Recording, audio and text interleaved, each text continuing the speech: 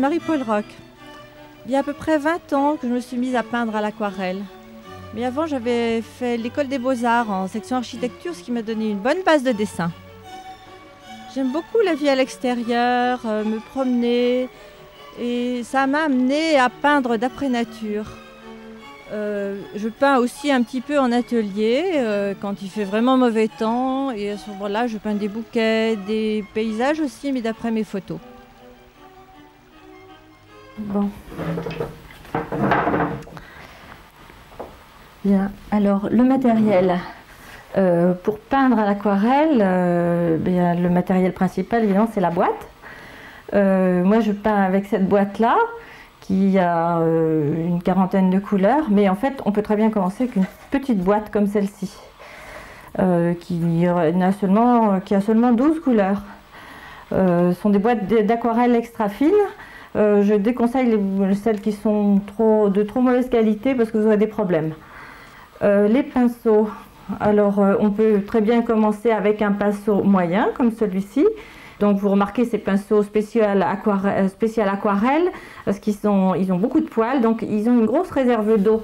Quand vous les trempez dans l'eau, ils se gonflent d'eau. Donc c'est un pinceau avec une grosse réserve d'eau parce qu'il a beaucoup de poils.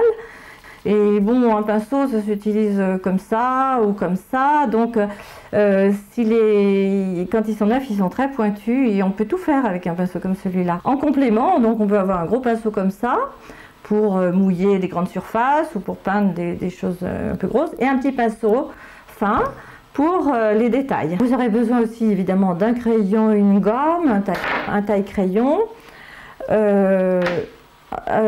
Ça, c'est une plume en bambou.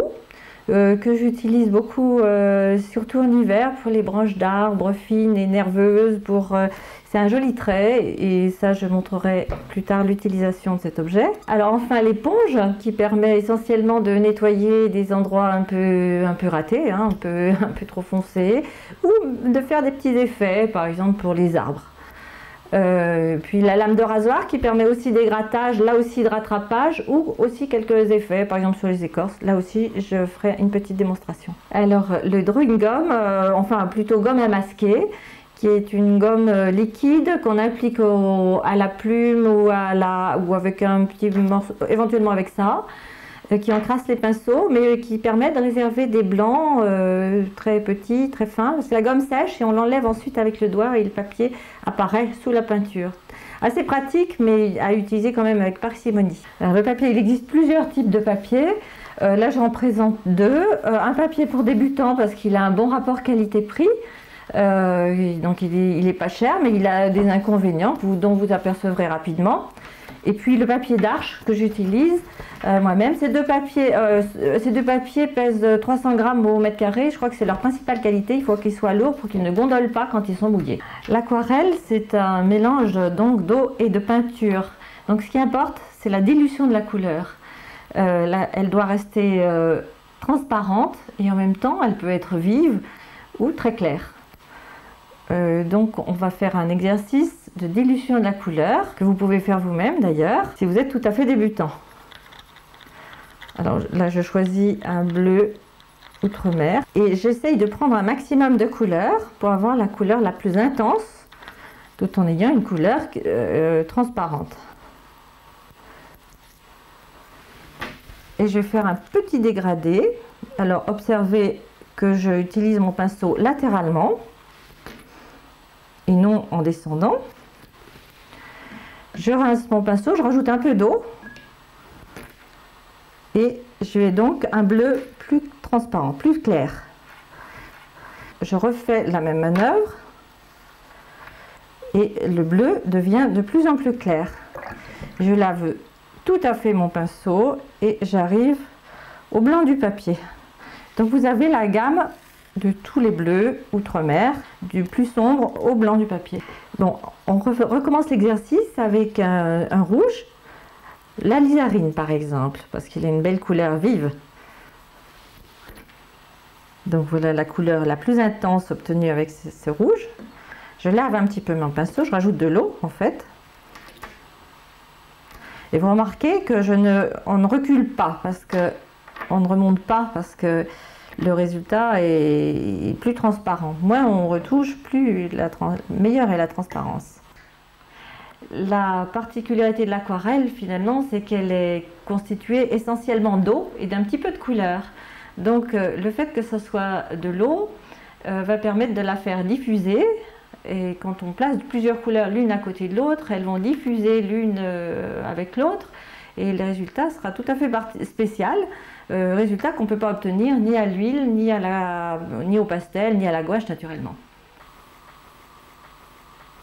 Le jaune qui coule dans le bleu, là, et qui modifie le bleu. Bon, alors quelques notions assez élémentaires de couleurs.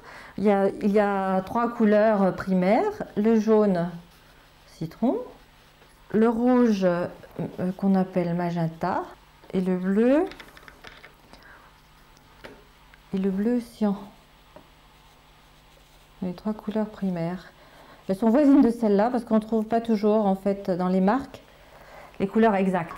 Quand on les mélange 2 par 2, on obtient le vert avec le jaune et le bleu, le violet si on mélange le rouge et le bleu, le jaune, le rouge et l'orangé quand on mélange le jaune et le rouge. Si on regarde les couleurs diamétralement opposées, le violet et le jaune sont dites 2 couleurs complémentaires. Le jaune n'entre pas dans la composition du violet. De même, le vert et le rouge sont 2 couleurs complémentaires parce que le rouge ne rentre pas dans la composition du vert. Et de même, l'orange est complémentaire du bleu car le bleu n'entre pas dans la composition de l'orange. Nous allons maintenant les mélanger 2 par 2, les couleurs complémentaires, pour en voir l'intérêt. Le mélange des 2 couleurs complémentaires va donner ce qu'on appelle un ton rompu, c'est-à-dire quelque chose approchant du gris, très utilisable dans la nature en général. Donc les couleurs complémentaires mélangées s'annulent, se tuent l'une l'autre, et on a donc ces tons qui virent au gris, finalement relativement proches les uns des autres, alors que si vous mettez les couleurs complémentaires l'une à côté de l'autre, vous juxtaposez le vert et le rouge, ils vont se mettre en valeur. L'orange, elle sera plus jolie à côté du bleu, le vert à côté du rouge et le violet à côté du jaune. Toujours en utilisant la propriété de l'aquarelle mouillée, je vais faire une sorte d'exercice en montrant qu'on peut créer des ombres et des lumières. Je vais faire une ombre en rajoutant le bleu le plus dense possible. Et donc je profite du mouillé, puis une lumière dans la partie haute. C'est-à-dire je rajoute de l'eau et puis ensuite je pompe un petit peu. Alors une application, par exemple quelque chose qui ressemble à un arbre, une tache moyenne, de valeur moyenne, sur laquelle je vais rajouter une ombre par exemple à gauche.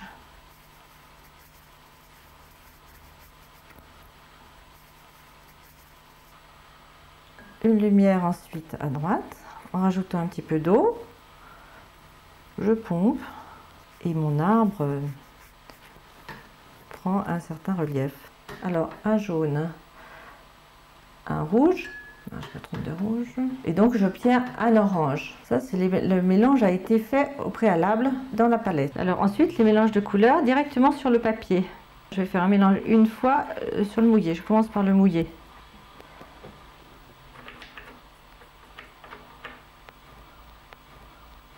Bien, alors maintenant la tache jaune étant sèche, je vais faire un mélange sur le papier à sec. Donc le rouge. Après avoir appliqué une première couche que l'on a laissé sécher, on pose une seconde couleur qui laissera voir la première en transparence. Le rouge alizarine posé sur le jaune auréoline le laisse apparaître, on obtient l'orangé. De même, le bleu outre-mer laisse apparaître le jaune et l'on obtient un vert. Les résultats ainsi obtenus sont légèrement différents les uns des autres. En application de l'exercice précédent, je vais faire des mélanges à sec et mouillés sur le papier en utilisant d'abord le jaune sur toute la surface et puis en utilisant donc d'abord les espaces mouillés, ensuite les espaces secs pour faire des ombres et des lumières et donc pour modeler mes arbres, puis pour faire des ombres sur ma maison. Ici, je travaille d'abord sur le papier humide. L'outre-mer sur le jaune pour obtenir le vert des arbres.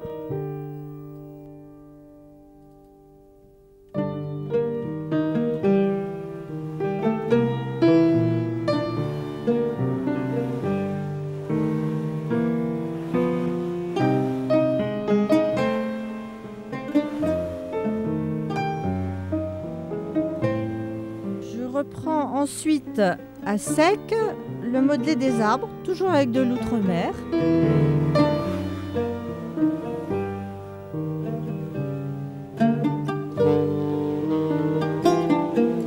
J'ai mis aussi un petit peu d'alizarine dans mon mélange.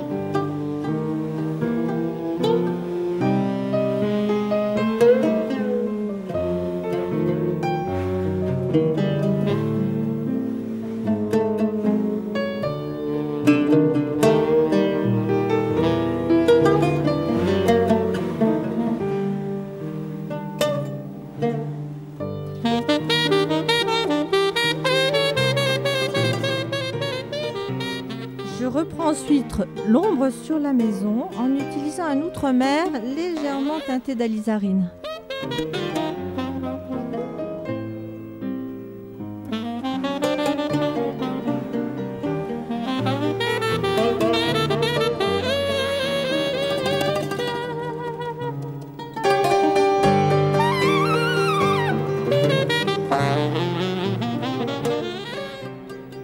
Maintenant, des détails, toujours avec le même mélange, mais légèrement plus soutenu.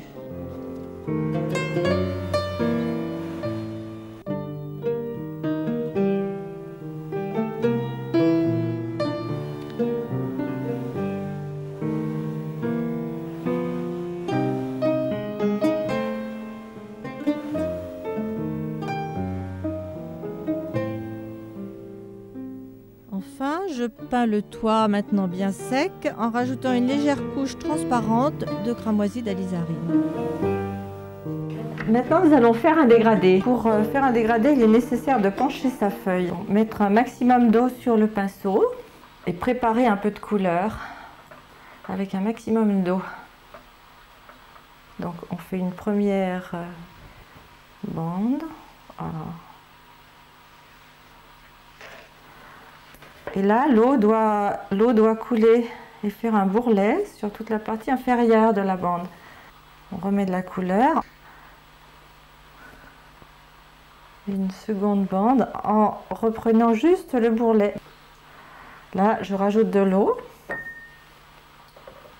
et je refais par le même procédé. Je descends la couleur. Là, je vais commencer. Je ne mets plus que de l'eau. Je lave bien mon pinceau. À chaque bande, je rajoute de l'eau sur mon pinceau pour diminuer l'intensité de la couleur et afin d'arriver au blanc. Alors le glacis. Le glacis est une technique d'aquarelle qui consiste à mettre une couleur, à donner une ambiance dès le départ. C'est-à-dire, par exemple, sur cette photo, qui est très triste, très nostalgique, je vais créer une ambiance tout à fait d'ailleurs différente au niveau de la couleur, puisque je vais mettre un glacis au départ dans les jaunes et les roses pour par exemple donner une ambiance de soirée un peu mélancolique. Voilà.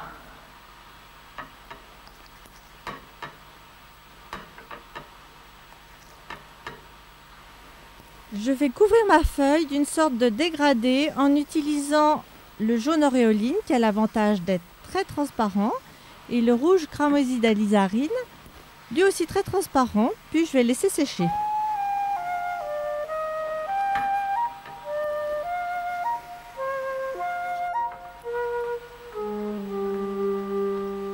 Avec du bleu outremer légèrement teinté d'alizarine, je peins les derniers plans de montagne. Avec une couleur voisine mais plus transparente encore, je peins quelques nuages très légers.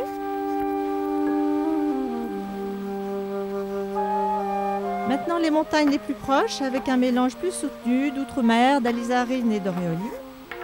Ces trois couleurs proches des primaires nous donneront des gris variés suivant leur dosage. Bleu pour la montagne de droite, gris-vert pour la montagne de gauche. De plus, je m'arrange pour que le mélange ne soit pas trop homogène afin de donner un certain relief à cette montagne. Je mouille le papier pour la mer afin que la couleur diffuse pour créer les reflets dans l'eau. Dans la partie centrale, un reflet lumineux de forme triangulaire doit être préservé. Je pompe la couleur avec mon chiffon. Puis en essorant bien mon pinceau avec mon chiffon, je recrée des petits reflets blancs horizontaux sur la mer.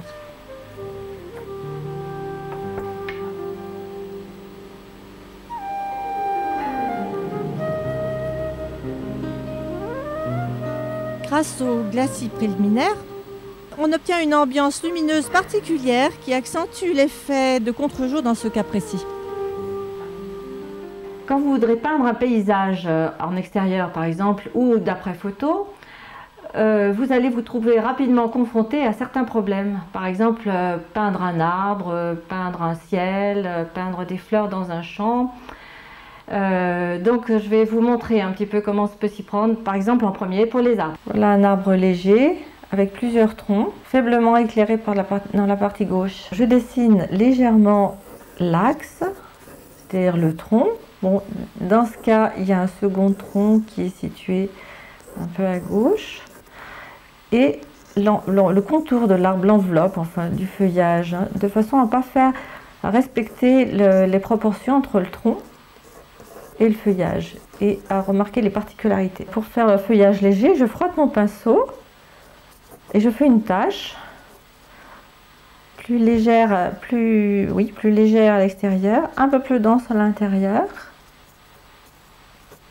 Et je commence par une couleur dans laquelle il y a beaucoup de jaune, de façon à ce que le jaune soit là pour la lumière.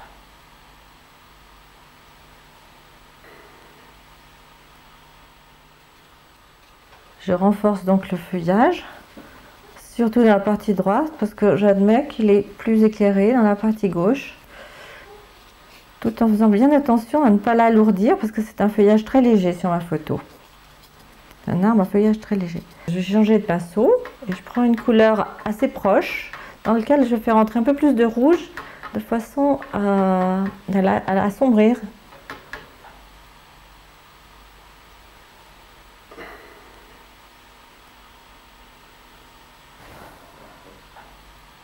Et là, je vais reprendre ça, je vais faire le tronc en fait, hein, l'autre tronc. Donc ma couleur est faite.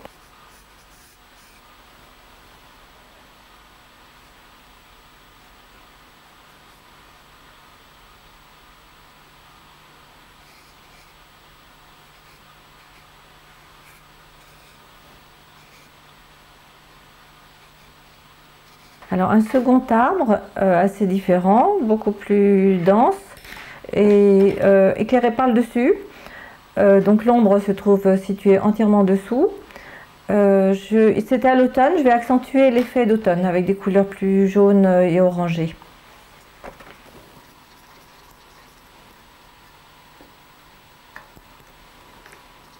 Je fais une tache avec un mélange assez soutenu comportant un peu trop de jaune. Celui-ci est nécessaire pour obtenir la lumière située sur le dessus de l'arbre et il sera recouvert facilement par l'ombre dans la partie inférieure de l'arbre. Cette fois-ci, le feuillage est plus épais et ne comporte pas de trous ni de transparence.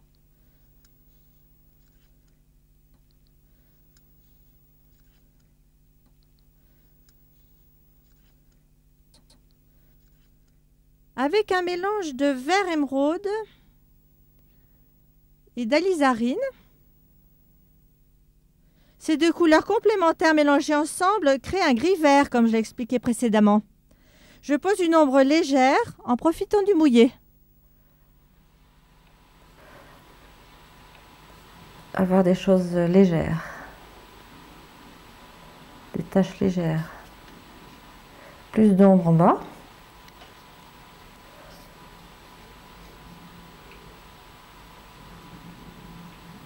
Je rajoute du bleu pour créer davantage l'effet d'ombre.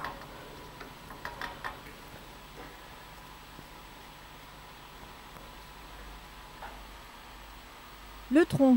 Pour ça, j'utilise un mélange très clair avec les couleurs précédemment utilisées pour l'ombre.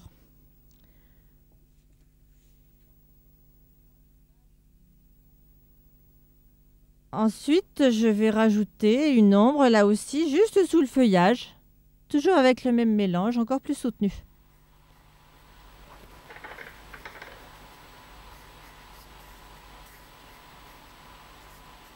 Maintenant, un sapin, d'ailleurs c'est plutôt un mélèze.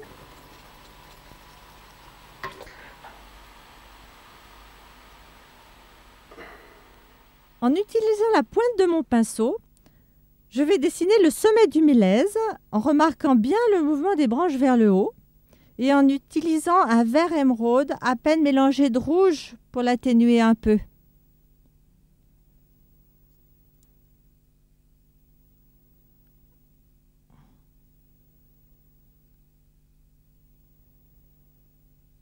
Avec un violet, mélange d'alizarine et d'outremer,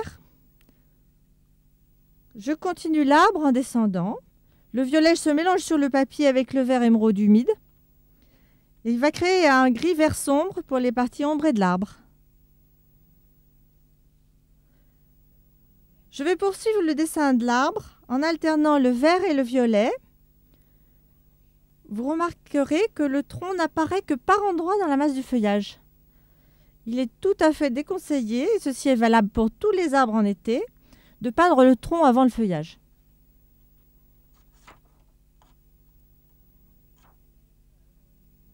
Il y a de l'irrégularité, une branche qui descend brusquement. J'annule le tronc par morceaux, de façon à ce qu'il ne soit pas trop apparent. Là, vous remarquerez que le mélèze, les sapins tiennent leur largeur maximum vers le tiers de leur hauteur en partant du bas.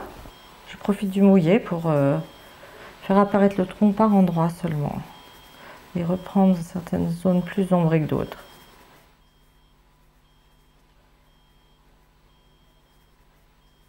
Les arbres en hiver, évidemment, les problèmes posés sont tout à fait différents.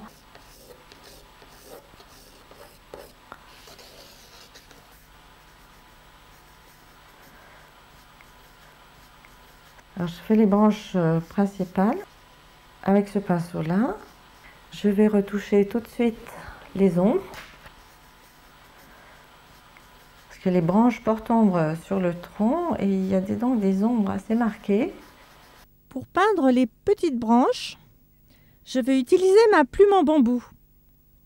J'obtiens des petites branches sèches et beaucoup plus nerveuses qu'avec un pinceau trop mou. Nettement mieux. Pour faire ressortir le grain du papier, je vais mettre une lame de rasoir. En grattant, on voit apparaître donc le grain du papier. Alors assez fort pour donner du grain. Ah, ça se voit, mon Dieu. Ouais, je n'ai peut-être pas vu à cette couleur.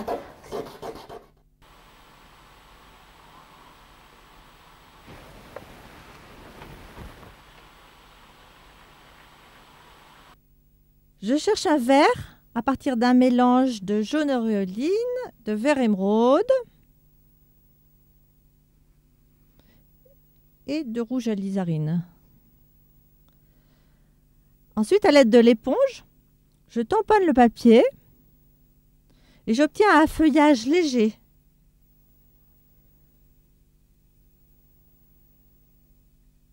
Sur lequel j'ajoute quelques branches d'une valeur à peine plus soutenue et avec les mêmes couleurs pratiquement.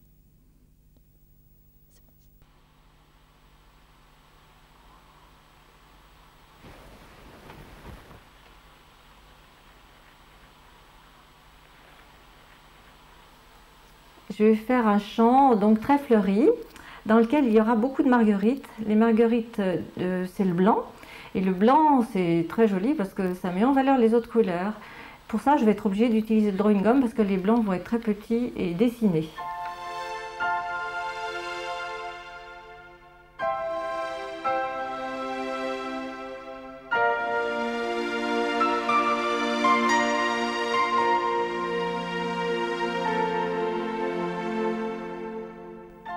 Je vais commencer par le haut du champ en utilisant d'abord que les couleurs qui évoquent les fleurs.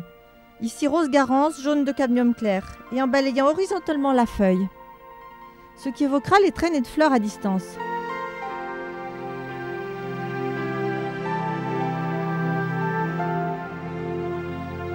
À mesure que je descends dans le champ, la couleur devient plus vive, les taches des fleurs plus précises.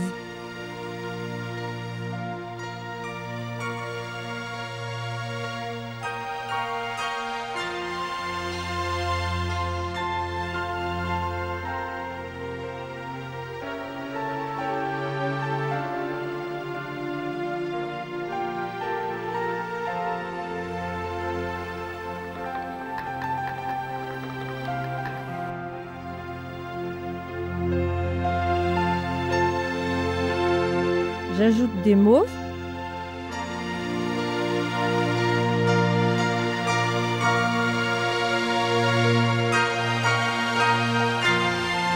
Des orangés en utilisant le jaune de cadmium. Il faut toujours mettre les couleurs les plus fraîches et les plus vives au début. C'est seulement à ce stade que je vais introduire le vert, évocateur de l'herbe et des feuilles. Il en faudra très peu. Je choisis tout d'abord un vert très tendre, composé d'auréoline et de vert émeraude. Ce vert vient en mélange aux autres couleurs et va les éteindre en partie. Je prends ensuite un pinceau plus fin et à l'aide d'un vert plus soutenu, j'évoque l'herbe et les tiges de premier plan. Naturellement, je passe sur le drawing gum.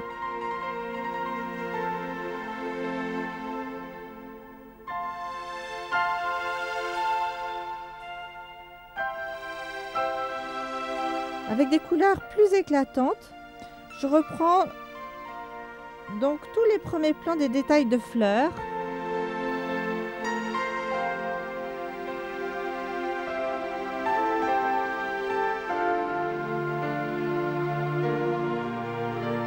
Le papier est encore humide. Enfin, l'arrière-plan. Travailler légèrement à l'aide de couleurs froides pour lui donner un maximum de recul. Le coup de pinceau sera donné verticalement parce qu'il évoquera mieux la forêt.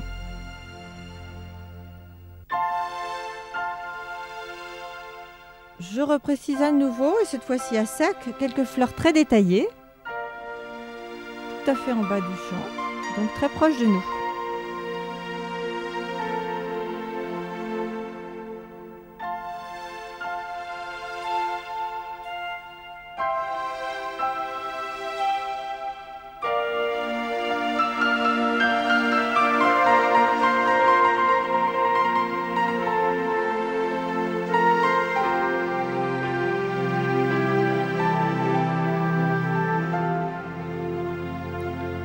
Encore quelques détails au petit pinceau fin. Enfin, un ciel à peine évoqué par quelques larges touches de peinture gris-bleu englobant la montagne du fond.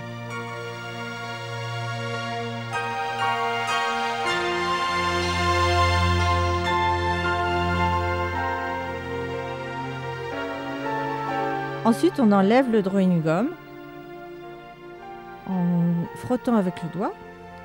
Les blancs des fleurs apparaissent. Il reste à préciser les marguerites en rajoutant quelques cœurs jaunes.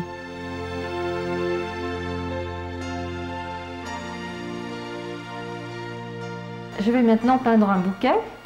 Et pour commencer, je vais vous montrer comment est-ce qu'on fixe un papier sur un carton de façon à ce que ça ne gondole pas. Si vous utilisez un bloc où les 4 bords sont déjà collés, c'est inutile évidemment.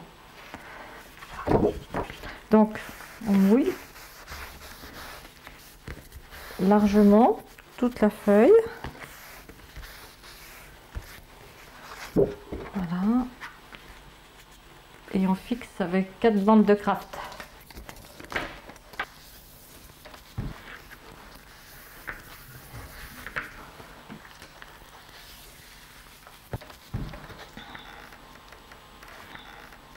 Dans un premier temps, la feuille va un peu gondoler, mais ensuite, en séchant, elle va se tendre, ce qui évitera justement qu'elle gondole trop une fois mouillée. Vouloir l'améliorer. Bon, alors mon bouquet est dissymétrique, je vais donc pas placer le vase au centre de la feuille, je le décale un petit peu vers la gauche.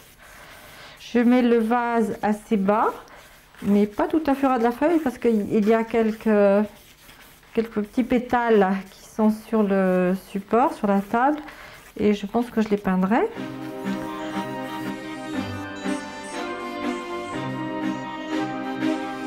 Je mouille entièrement la feuille de papier à l'aide de mon gros pinceau.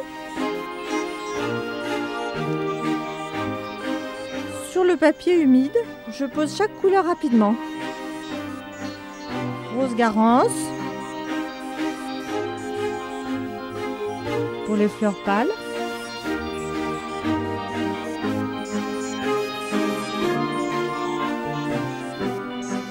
cramoisi d'alizarine pour les fleurs plus vives. Les couleurs diffusent légèrement. Le papier ne doit pas être trop mouillé pour que la forme de la fleur reste quand même distincte. Certaines fleurs étant dans l'ombre avec un peu d'outre-mer, je ternis, j'assombris le rose.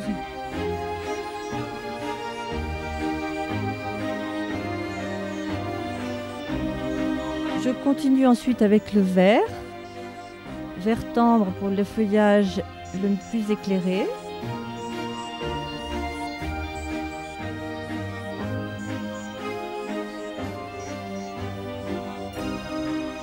Et un vert plus froid dans la partie droite du bouquet.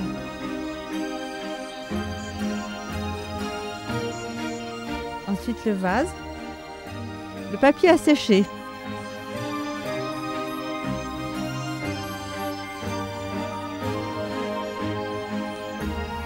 Le papier ayant séché, je peux réserver le petit éclair de lumière blanc dans la partie gauche du vase.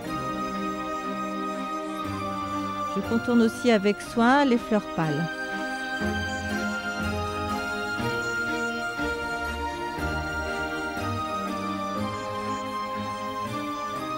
À sec maintenant, je vais retravailler les fleurs une par une avec un rouge un peu plus soutenu.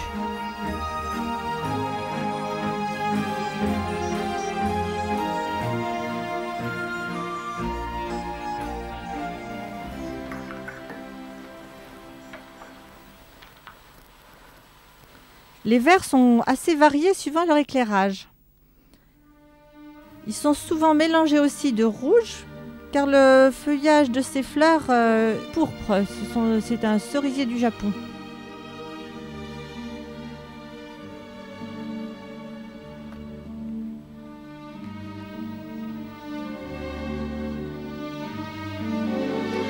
Je vais peindre maintenant en négatif les fleurs pâles, c'est-à-dire que je vais peindre les éléments qui sont autour et qui sont plus soutenus, afin de faire apparaître en négatif les fleurs elles-mêmes.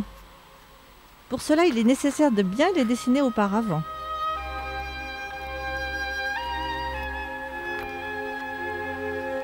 Un petit travail très délicat, je fais ressortir les tiges des fleurs de la même manière.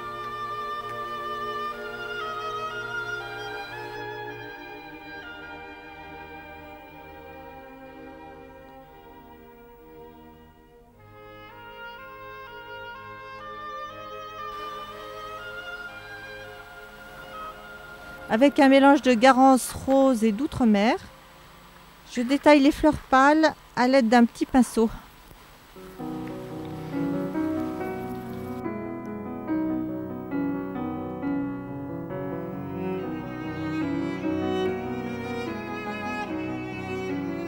En utilisant à nouveau l'alizarine et l'émeraude, deux couleurs presque complémentaires, je fais un mélange assez sombre pour étoffer mon bouquet qui manque d'épaisseur.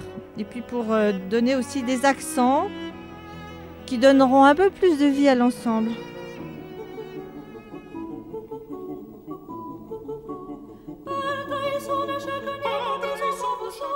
Des trous là entre les fleurs.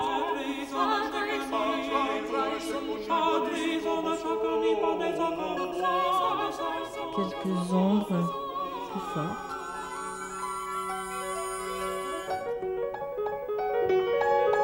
Enfin, je trace quelques tiges et quelques détails de finition.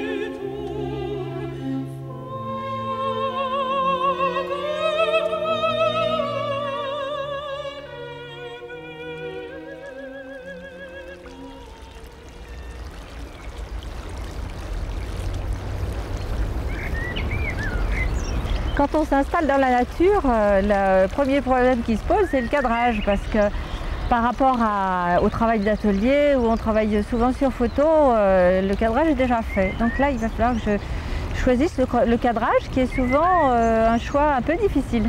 Ici, deux choses sont intéressantes, l'eau et le ciel. L'architecture étant beaucoup plus réduite par rapport au sujet qu'on ne le croit.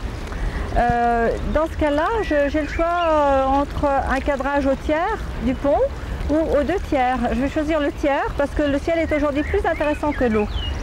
Latéralement, c'est le clocher qui doit être bien situé dans la feuille.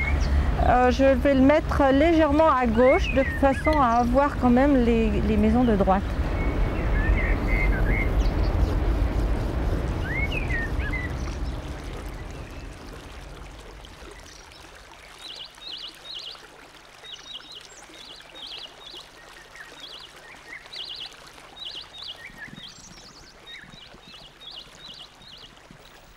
Il ne fait pas très beau, des nuages cachent partiellement la montagne et l'eau reflète faiblement le paysage. Je commence par le fond qui crée l'ambiance. Je mouille le papier seulement à l'emplacement des plus gros nuages et dans un premier temps, je ne fais pas de différence entre le ciel et la montagne.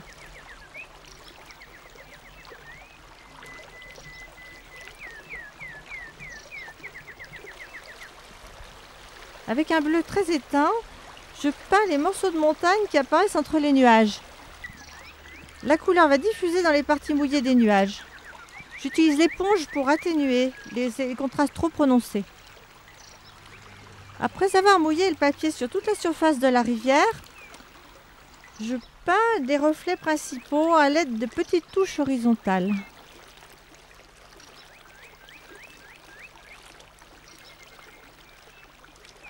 La couleur des éléments qui composent le paysage se retrouve approximativement dans les reflets produits dans l'eau.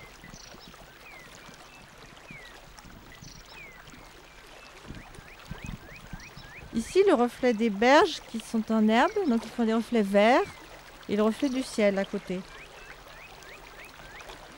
Après avoir peint l'ensemble de l'architecture avec une couleur de base très claire composée des 3 couleurs primaires, et l'avoir laissé sécher, je reprends chaque élément des maisons avec sa couleur propre, le gris bleu des toits,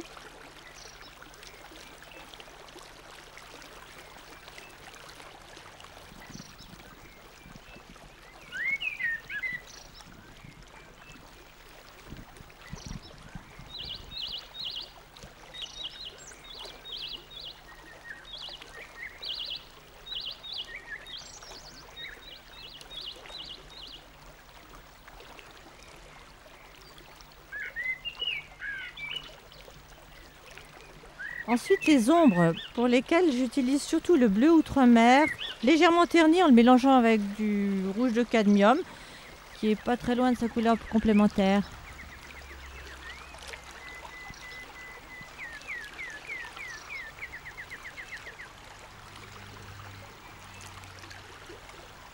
Enfin, les détails, petits accents sombres qui vont animer l'ensemble.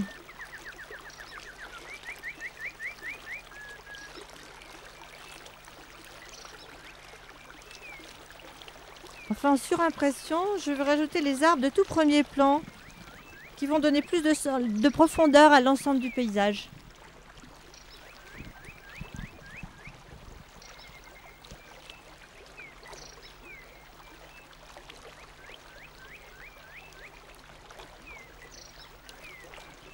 Entre mon installation sur le bord d'Isère et la fin de l'aquarelle, il s'est écoulé environ 2 heures. Le temps a changé, la lumière s'est modifiée. C'est une des difficultés majeures de la peinture en extérieur. Il faut essayer d'en tirer le meilleur moment et le meilleur parti naturellement.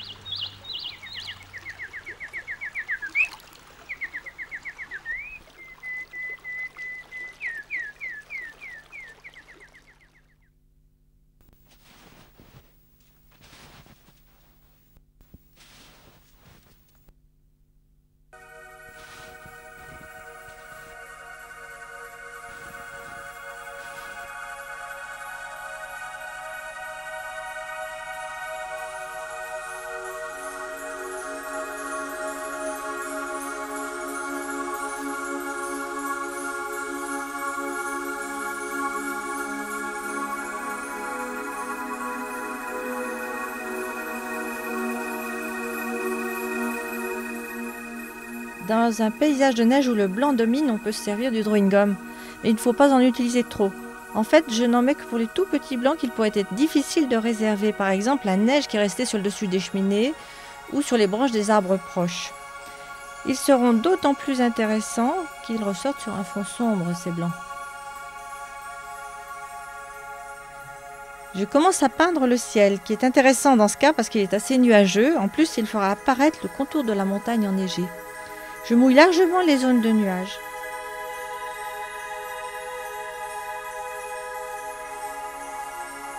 Puis, je passe le bleu autour des nuages. La couleur diffuse, mais respecte à peu près les formes. J'utilise plusieurs bleus différents pour donner plus d'intérêt à ce ciel. Je termine par des gris en mélange pour soutenir les nuages.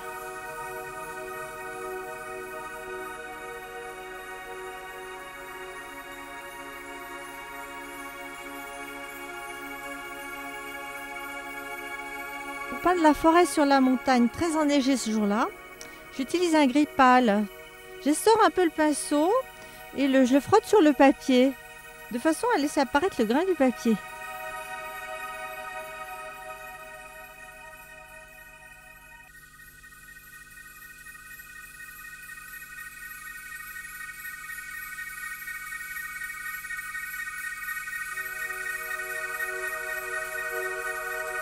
Dans la même étape, je peins alors les arbres situés juste derrière les maisons.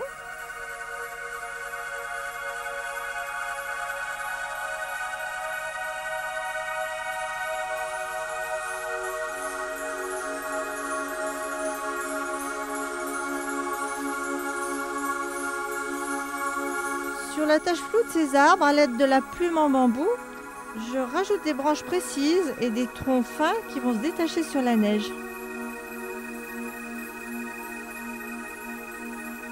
La couleur choisie devra être similaire à celle du reste de l'arbre, ici des marrons et des gris bleus, mais la valeur doit être un peu plus forte. Je peins ensuite chaque façade avec sa couleur propre, sans tenir compte dans un premier temps des ombres et des matériaux. Ensuite, je rajoute les planches, petites bandes de couleur grise, par endroits car elles sont très patinées et à d'autres endroits elles vont être marron parce qu'elles sont plus protégées. Avec des mélanges de sépia et d'outre-mer, je rajoute des détails dans le groupe des maisons.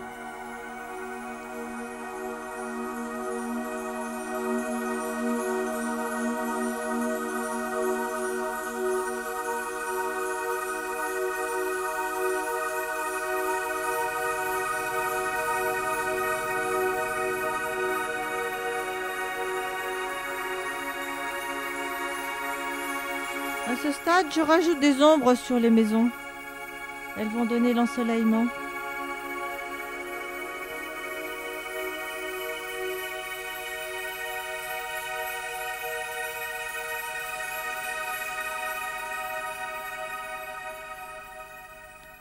Avec un pinceau fin, je dessine les vieux arbres situés devant et autour des maisons. Ils seront plus foncés devant, mais plus clair derrière les maisons.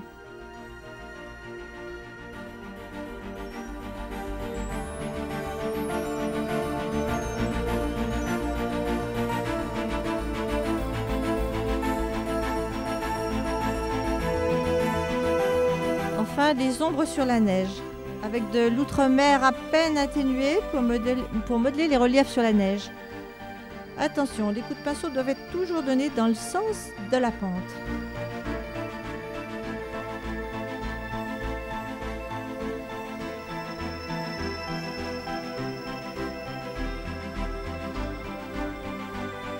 Enfin, dernière étape, enlever le drawing gum. La neige apparaît sur les arbres.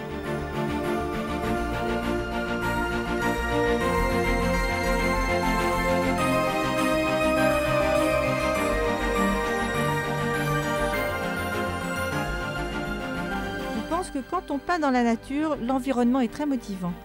On ressent beaucoup mieux l'atmosphère, donc on la rend mieux sur le papier. À l'aquarelle, il ne faut pas se décourager, car le résultat n'est pas toujours à la hauteur de ce qu'on aurait souhaité. Mais le plaisir de peindre est tel qu'on oublie tout sauf la peinture qu'on est en train de réaliser.